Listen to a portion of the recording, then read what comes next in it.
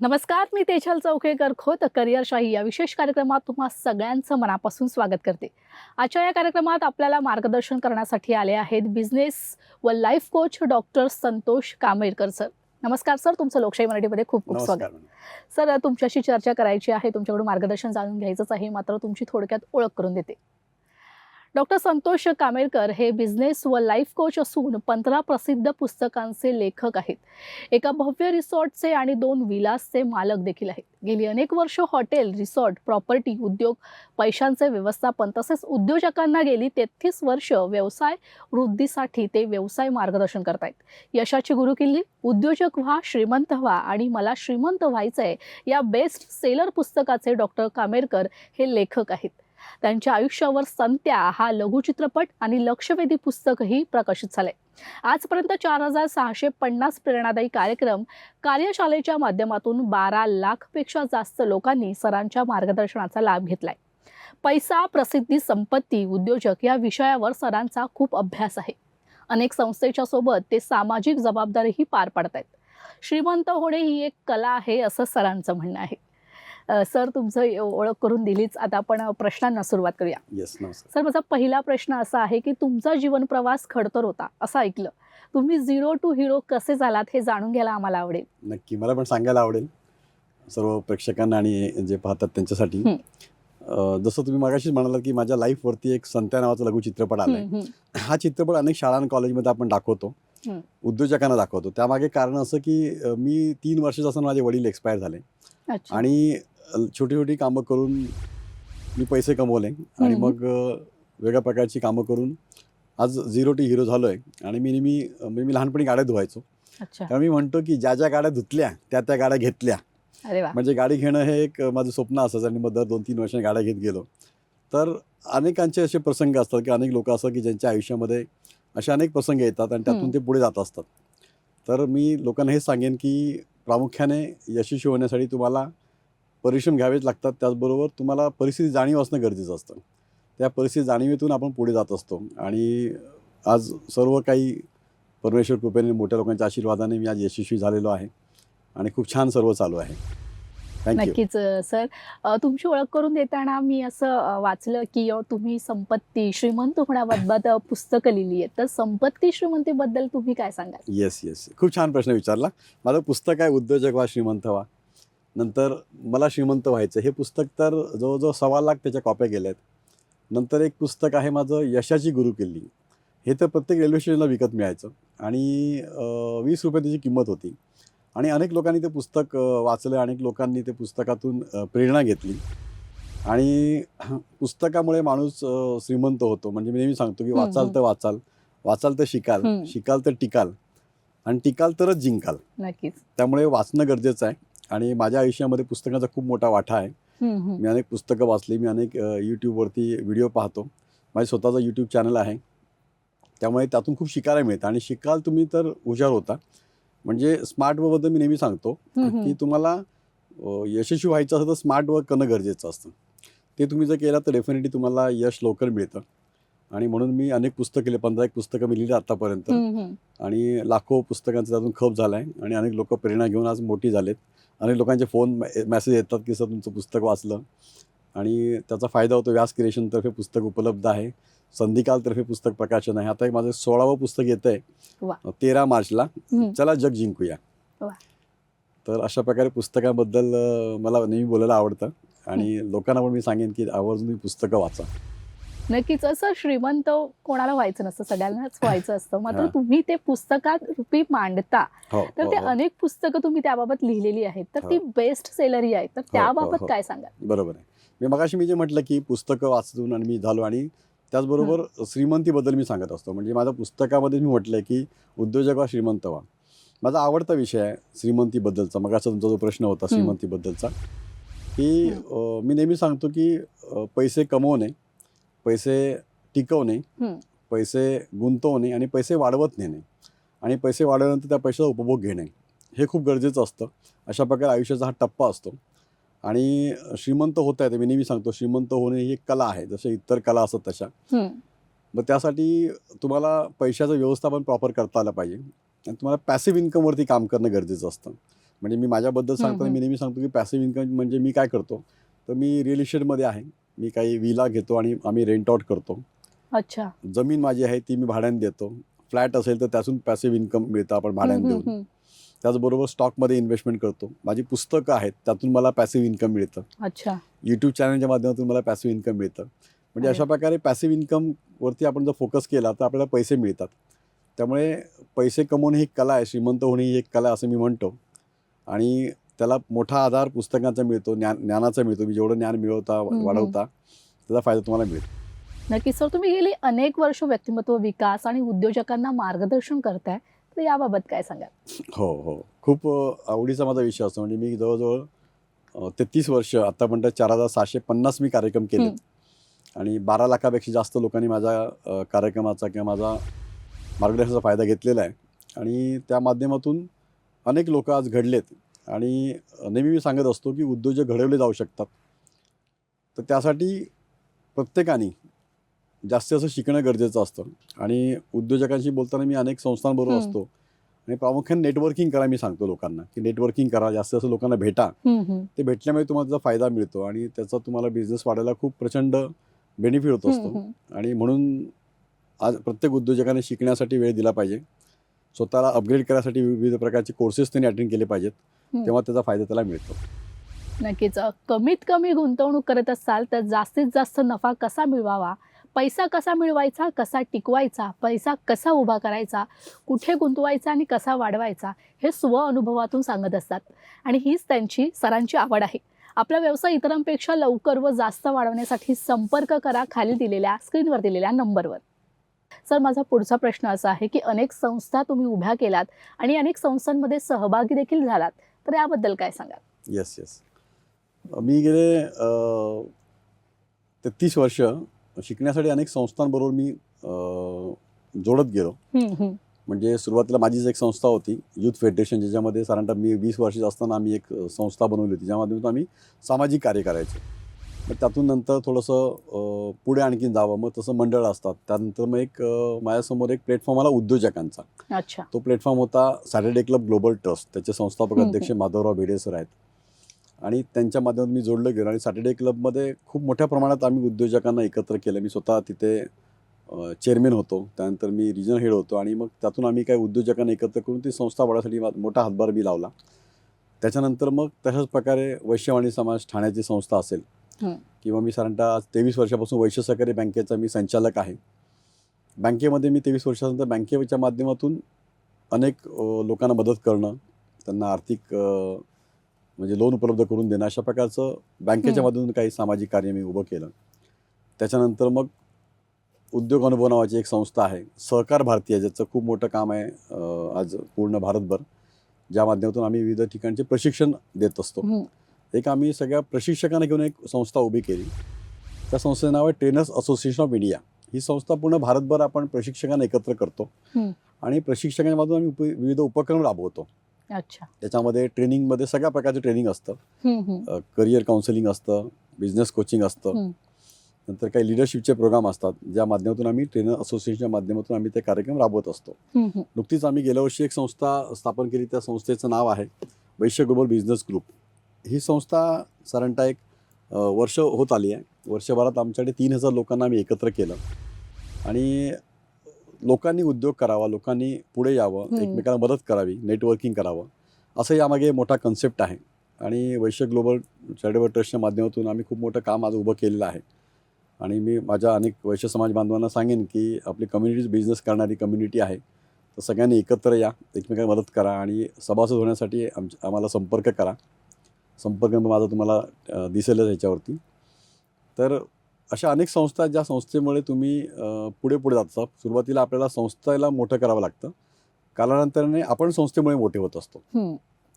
तर अनेक लोकांना मी हे सांगेन, म्हणजे नेटवर्किंग करताना तो मोठा फायदा होतो. कारण तुम्ही जेव्हा लोकांबरोबर जोडले जाता, तुम्हाला शिकायला देखील प्रचंड गोष्टी मिळतात त्याच्यामध्ये. निश्चित. म्हणजे तुमचा मान अपमान होत असतो, हो. तुम्हाला प्रशंसा तुमची होते, तुम्हाला शाबासकी मिळते, त्याबरोबर शिस्त तुम्हाला शिकायला मिळते. म्हणजे डिसिप्लिन असेल किंवा वेळेबद्दल जाण्याबद्दल असेल, अशा अनेक गोष्टी तुम्ही संस्थेबरोबर गेल्यानंतर होतात. म्हणजे आपण जसं पाहतो की गणपती उत्सवामध्ये आपण लहानपणी प्रत्येकजण जात असतो भाग हो. घ्यायला, पण त्यातून काही कार्यकर्ते घडतात, त्यातून काही नेते घडतात. हं.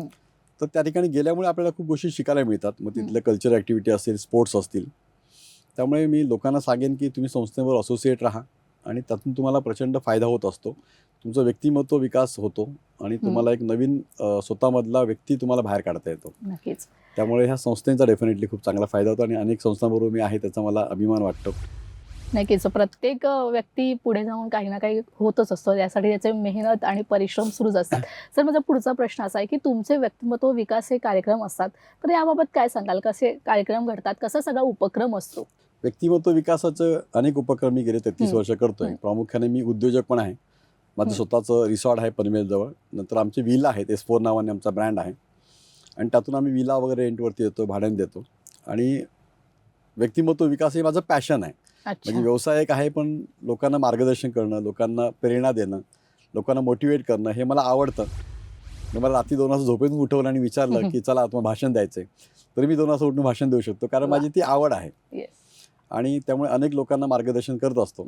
आणि व्यक्तिमत्व विकास हे मी नेहमी सांगतो की खूप गरजेचं आहे प्रत्येकाला. म्हणजे इव्हन आपल्या ड्रायव्हरला पण ट्रेनिंग देणं गरजेचं, की गाडी कशी थांबवायची, कुठे थांबवायची, कशी पार्क करायची. तशाच प्रकारे आपल्या घरातल्या कामवाली बाईला पण प्रशिक्षण द्यावं लागतं, तर ती वेळेमध्ये चांगली कामं करते.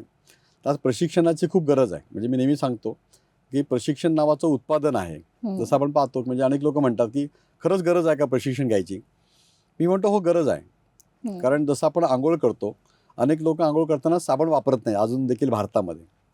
म्हणजे तो 50%चा रेशो असू शकतो की साबण किंवा फेसवॉश लोक लावत नाहीत. पण मग फेसवॉश न लावता आंघोळ करता येते, साबण न लावता आंघोळ करता येते.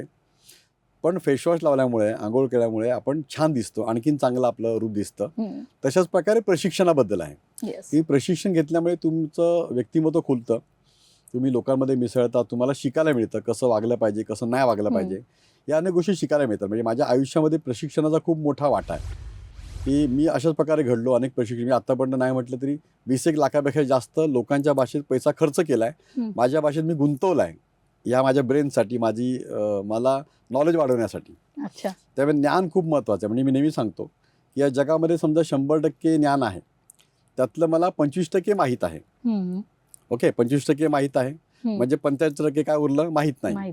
पण असं नाही, 25% माहीत आहे, 50% माहीत नाही, मग अजून 25% काय उरलं, 25% उरलं माहीत नाही, हे देखील माहीत नाही. अशा अनेक गोष्टी आहेत ज्या आपल्या कल्पनाशक्तीच्या पलीकडे असतात, ज्याचा आपण विचारच करू शकत नाही. पण त्या गोष्टी आपण शिकू शकतो. म्हणजे आज आपण बघतो की सोशल मीडियामुळे किंवा मीडियामुळे लोकांना कळायला लागलं जगामध्ये काय होते, किंवा अनेक टेक्नॉलॉजी गोष्टी लोकांना कळायला लागल्यात. तर ह्या गोष्टी पूर्वी नव्हत्या. म्हणजे मी जेव्हा सुरुवात केली तेव्हा आमच्यासमोर मोबाईल नव्हता किंवा बऱ्याचशा गोष्टी नव्हत्या आणि प्रसारमाध्यमं तेव्हा एवढं लोकांपर्यंत यूट्यूब चॅनलसारखं नव्हतं काय. आणि त्या परिस्थितीमध्ये आम्ही लोकांना ती गरज होती शिकवण्याची. म्हणजे आज लोक भांडतात, वाद घालतात, क्षुल्लक गोष्टींमुळे वाद घालतात आणि त्याच्यामुळे त्यांचे स्वतःचं मानसिक आरोग्य खराब होतं, सोसायटीमध्ये लोकांना त्रास होत असतो, समाजामध्ये. तर त्या ठिकाणी प्रशिक्षण हे खूप महत्त्वाचं आहे. प्रशिक्षणामुळे माणसाला कळतं की कसं वागलं पाहिजे, कसं जगलं पाहिजे आणि आयुष्य कशा प्रकारे आनंदाने आनंद द्या आणि आनंद घ्या, हे प्रशिक्षणामुळे होतं. त्यामुळे व्यक्तिमत्व विकास होतं. प्रत्येक माणसाने हे कोर्सेस केले पाहिजेत, प्रत्येक माणसाने त्यासाठी पुढाकार घ्यायला पाहिजे. आमचे देखील कोर्सेस होत असतात. मी लिडरशिप, माझी स्पेशालिटी आतापर्यंत जवळजवळ 25 बॅचेस मी लिडरशिपवरती घेतल्या, जे आमचे रेसिडेन्शियल असतात. आणि 2 दिवस लोक येतात, 2-3 दिवसाचा कोर्स असतो तो, आणि खूप लोक एन्जॉय करतात, शिकतात त्याच्यामध्ये. म्हणजे मला सांगायला आवडेल, ज्ञानदीपसारखी पतसंस्था आहे, त्यानंतर वैश्य सहकारी बँक, त्याच्यानंतर ठाणे भारत सहकारी बँक, कुणबी सहकारी बँक, अशा अनेक बँका जिथे मी प्रशिक्षण देतो. पितांबरीसारखी कॉर्पोरेट कंपनी आहे, HPCL आहे, BPCL आहे, ज्या कंपन्यांच्या कर्मचाऱ्यांना मी ट्रेनिंग देतो. आणि ते वारंवार आवर्जून मला बोलवतात प्रशिक्षणासाठी, कारण माझी प्रशिक्षणाची स्टाईल वेगळी आहे. मी अनेक प्रॅक्टिकल दाखवतो, ॲक्टिव्हिटीच्या माध्यमातून मी प्रशिक्षण घेत असतो. त्यामुळे लोकांना ते बोर वाटत नाही. म्हणजे जरी लोक 4 तास बसले किंवा 2 दिवस जरी लोक माझ्यासोबत असतील, तरी वेगळ्या ॲक्टिव्हिटीमुळे ते लोकांना खूप चांगलं वाटतं. तर हे सातत्याने चालू आहे. आता परत आमची एप्रिल महिन्यामध्ये एक लिडरशिपचा कोर्स आहे. ती बॅच ऑलरेडी फुल झाली आहे, 40 लोकांची बॅच असते. पण लोकांना आवडतं ते. आणि आज व्यक्तिमत्व विकास हे अनेक लोकांना समजू लागलं आहे की हे गरजेचं आहे. पण ज्यांना समजत नाही आहे ते अजून देखील मागे आहेत. तुम्हाला जर प्रगती करायची असेल, तुमचा जर स्पीड वाढवायचा असेल, तर तुम्ही जास्तीचं शिकणं महत्त्वाचं आहे. म्हणजे आपण शाळा कॉलेजमध्ये शिकतो, त्यानंतर शिकणं बंद करतो. पण तुम्ही पुढे पण शिकत राहिलात तर तुम्हाला खूप त्याचा फायदा होतो. नक्कीच सर. आता तुम्ही म्हणालात की तुमची एप्रिल महिन्यामध्ये बॅच आहे, 40 लोक त्यामध्ये सहभागी हो, झालेत. हो. पण तुम्ही स्वतः त्यांना मार्गदर्शन करता, हो. बरोबर? मग व्यवसाय वाढीसाठी काय करायला हवं? कारण आताची जी तरुणाई आहे ती व्यवसाय वर्गाकडे वळताना आपण पाहतोय, तर त्यांना तुम्ही काय सांगाल? नक्की. व्यवसाय हा एक खूप मोठा विषय आहे. म्हणजे आपण जसं पाहतो की अनेक लोक बिझनेस सुरू हं, करतात. म्हणजे माझं रिसॉर्ट व्यवसायामध्ये आहे किंवा रिअल इस्टेटमध्ये मी आहे. तर त्या ठिकाणी लोकं रोज नवीन रिसॉर्ट, नवीन हॉटेल चालू करतात. हं, हं. रोज लोकं व्यवसाय चालू करतात. जेवढे व्यवसाय चालू होतात, तेवढेच बंदही देखील होतात. हो. त्यामागे लॉजिक हेच असतं की लोकांना सॉट ॲनालिसिस करत नाही. सॉट म्हणजे काय? स्ट्रेंथ, हं, वीकनेस, अपॉर्च्युनिटी आणि थ्रेट. म्हणजे आपण जो कोणता बिझनेस करणार आहोत, त्याबद्दलची पूर्ण माहिती आपल्याला असणं गरजेचं आहे. त्यात काय प्रॉफिट असू शकतं, काय लॉस होऊ शकतो, काय धोके त्याच्यामध्ये आहेत आणि काय हं, संधी त्याच्यामध्ये आहे. हं, हं. ह्याचा अभ्यास करून तुम्ही जर उतरलात व्यवसायामध्ये ना, तुम्हाला फायदा मिळतो. नक्कीच. नाहीतर लोकं म्हणतात की व्यवसायात पडलो.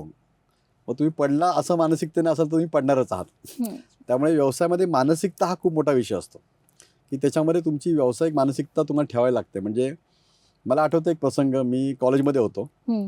म्हणजे व्यवसाय कसा असावा याबद्दल अच्छा. आहे. तर माझ्या मामाच्या मी दुकानात गेलो होतो. मी हं, मुंबईला सिद्धार्थ कॉलेजला होतो. बाजूला मामाचं इथे दुकान होतं. हं, मी 4-5 मित्र गेलो. मामाच्या दुकानामधून ती बरणी अशी ओपन केली हं, आणि 4 चॉकलेट काढले. 4 मित्रांना आम्ही एक-एक दिलं हं, हं, आणि म्हटलं मामाला म्हटलं निघतो मी, येऊ का मामा? हं, तर मामा बोलला, "चाललास थांब?" बोललो, "ना निघतोय मी." मामा बोलले, "एक काम करते, चॉकलेटचे पैसे तरी दे." हं, म्हटलं माझा मामा माझ्याकडे पैसे मागतोय. माझे हं, मित्र माझ्याकडे बघायला लागले. हं, पण मी मामाला पैसे दिले. हं, ओके, माझं तोंड असं थोडंसं झालं. हं, पण नंतर मामा बोलला, थांब घरी चाललास ना." मामाने दुकान बंद केलं हं, आणि मला बोलला, "चल जेवायला जाऊया." हं. आणि मामा आम्हाला 4 मित्रांना हॉटेलमध्ये घेऊन गेला, मस्तपैकी जेवायला दिलं. मला ते कळलं नाही की मामाने असं काय केलं, की माझ्याकडे त्यांनी चॉकलेटचे पैसे घेतले, हं, परंतु आम्हाला त्यांनी जेवायला घेऊन गेला. हं, हं, तर मला तेव्हा नंतर माझा मित्र म्हणाला, की जो मामा खरा उद्योजक आहे, हं. की तो बिझनेसवरती इथे असताना त्याचे पैसे त्याने घेतले आपल्याकडनं. नंतर तो मामा होता म्हणून त्याने तुला ट्रीट जेवायला दिली. नेलं. हां. हो. तर मग तो फॉर्म्युला मला कळला. आज देखील माझ्या रिसॉर्टवरती माझा मुलं जरी गेले, तरी आम्ही हॉटेलमध्ये पैसे घेतो. हं, डिस्काउंट द्या त्याला. हं. पण मित्र, मुलाचे मित्र आणि मुलगा त्यांच्याकडनं पैसे आम्ही घेतो. म्हणजे धंदा हा धंदा असतो. धंद्यासारखाच करायचा असतो. हो, व्यवसाय व्यवसायासारखाच करायचा असतो. व्यवसायामध्ये तुम्ही तिथे जर डिसिप्लिन नाही ठेवलात, हो. पैशाची आवक, पैशाची जावक तुम्हाला प्रॉपर कळत नसेल, किती लॉस होतोय माहिती पडत नसेल तुम्हाला, तर तुम्हाला खूप मोठा त्याच्यामध्ये नुकसान होऊ शकतं. त्यामुळे व्यवसायासाठी खूप गोष्टी महत्त्वाच्या आहेत आणि उद्योजकांनी उद्योगाला लागणाऱ्या हं, हं, ज्या स्किल्स आहेत त्या हं. शिकणं गरजेचं असतं. नक्कीच. मग त्या स्किल्समध्ये काय आलं, त्यामध्ये सेल्स आलं प्रामुख्याने, की आपला धंदा हं, कसा वाढवायचा याच्या सेल्सबद्दल काही अ, गोष्टी आपल्याला शिकल्या पाहिजे. मग हं. त्यामध्ये कन्सेप्ट आहेत. मॅन नावाचा कन्सेप्ट आहे, ओके. स्पॅन नावाचा कन्सेप्ट आहे. त्याच्यामध्ये तुम्हाला त्या कन्सेप्टमुळे तुम्हाला काय गोष्टी समजतात. हं. त्याचबरोबर निगोशिएशन तुम्हाला जमलं पाहिजे. हो. तुम्हाला पर्चेसिंगमध्ये कुठे पैसे कमी करायचे, काय करायचे जमलं पाहिजे तुम्हाला. त्याचबरोबर व्यवसायामध्ये कायम तुम्हाला सतर्क राहावं लागतं. तुम्हाला हं. नवीन-नवीन शिकत राहावं लागतं. त्यामुळे उद्योजक झाल्यानंतर फक्त बिझनेस सुरू करून चालता येत नाही. तुम्हाला तुमचं मार्केट कुठे आहे, हं. तुमचा क्लायंट कोण आहे, हे बघावं लागतं. कारण व्यवसायामध्ये देखील चढ-उतार हा होतच असतो. बरोबर आहे, बरोबर सर, आहे. माझा पुढचा प्रश्न असा आहे, की तुम्ही नेतृत्व विकास मार्गदर्शन करता. बरोबर. त्याबद्दल काय सांगाल? कारण प्रत्येक गोष्टीत मार्गदर्शन करण्याच्या पद्धती वेगळ्या असतात. बरोबर आहे, बरोबर आहे. तर प्रामुख्याने कसं प्रत्येक व्यक्तीने, मी म्हणतो आपण घरामध्ये पण एखादा हं. लग्न कार्य असेल, हं. साखरपुडा असेल, प्रत्येकजण कामं वाटून घेतो हो. आणि ते काम वाटून घेऊन ते काम करणं त्यालाच म्हणतात नेतृत्व घेणं, पुढाकार घेणं. अच्छा. आपण फक्त म्हणतो की पुढाकार, नेता म्हणजे फक्त मंत्री किंवा तो आमदार, खासदार म्हणजे नेता किंवा नगरसेवक असं म्हणतो आपण. हं, हं, हं. तर तसं नसतं आपण. अच्छा. तिथे आपल्याला पुढाकार घेणं याच्यामध्ये प्रामुख्याने येतं, की छोट्या-छोट्या गोष्टींचा माणूस पुढाकार घेत असतो. हं. मग ती छोटी गोष्ट कोणती असेल, तर घरामधली असेल, सार्वजनिक ठिकाणच्या कार्यक्रमाबद्दल असेल किंवा आपण एखादा एकत्र काही इव्हेंट करतोय, हं. त्यामध्ये पुढाकार घेणं असेल, हं, हं. कंपनीमध्ये पुढाकार घेणं असेल, हं. तर पुढाकार ही खूप मोठी गोष्ट आहे. म्हणजे मी नेहमी सांगतो पुढाकाराबद्दल बोलताना, की तुम्ही कशाप्रकारे तुमच्या टीमला हँडल करताय, हं. त्याच्यावर तुमचं नेतृत्व असतं. हं. जसं आपण बघतो की लगान पिक्चर बघितला असेल, तर लगान पिक्चरमध्ये जसं आमिर खान टीम निवडताना हं. त्याच्याकडे सगळ्या प्रकारची माणसं असतात. हं, हं. तो एक कचरा असतो, तो बॉल फेकतो असा आणि तो बॉल स्पिन होतो. हं. मग त्याला कळतं ह्याच्याकडे स्पिन करण्याची स्टाईल आहे, म्हणजे या शब्द आहे. स्पिनवरती हं. हा बोल्ड काढू शकतो आणि त्याला ऐनवेळेला तो वापरतो. तशा प्रकारे दुसरा असतो तो फक्त ताकदवान असतो, डायरेक्ट बॅट फिरवतो आणि बॉल डायरेक्ट बाउंड्रीच्या बाहेर जातो. तर लीडरला हे माहिती पाहिजे. म्हणजे आज आमच्याकडे आम्ही जी संस्था स्थापन करतात आमच्याकडे 101 आम्ही आता कार्यक्रम केला 12 जानेवारीला.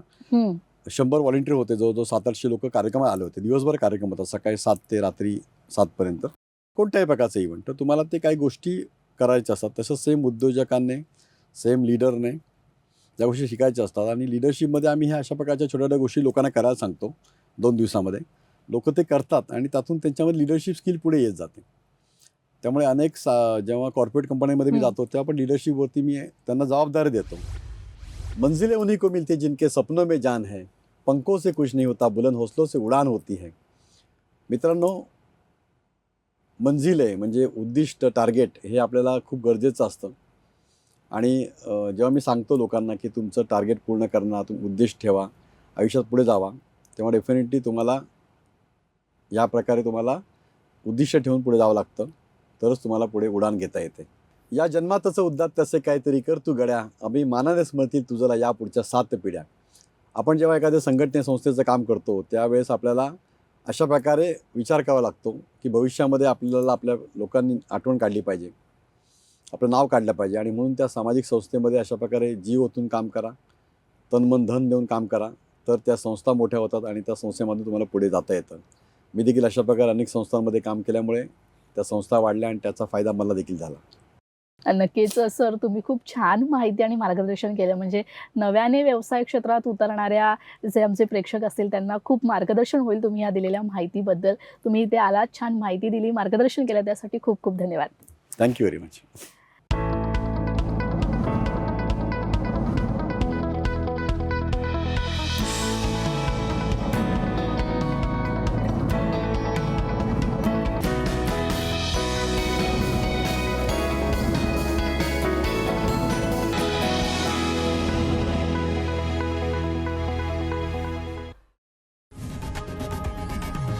लोकशाही मराठी ऐका, पहा, जागरूक रहा.